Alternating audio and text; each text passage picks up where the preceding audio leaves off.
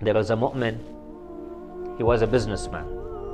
May Allah bless his soul. He passed away more than 20 years ago.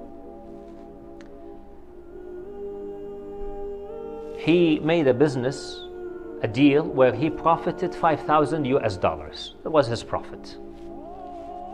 He took this $5,000 and he went to one of the ulama and he told him, I have made this 5,000 US dollars. I want to utilize this $5,000 in the name of Fatimatu Zahra'i alayha salam. What should I do? What am I going to do with this 5,000? This 5,000 I have dedicated it for Fatimatu Zahra alayha salam.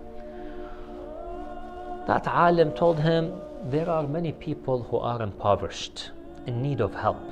So why don't you establish an organization to help people who are impoverished, people who need help? He said, okay, here is the 5,000. He established an organization. This was more than 20 years ago. He passed away, rahmatullahi ta'ala alayh. His son told me the story.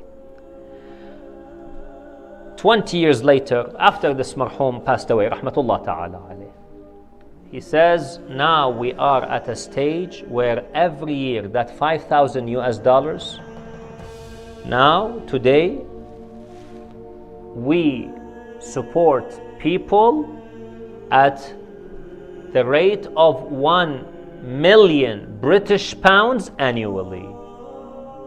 1 million British pounds annually.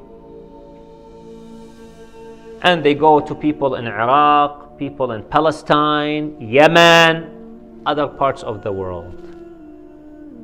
So you see, subhanallah, that became the purpose of this man. Something not just for myself. Business is good, but what can I follow as a passion?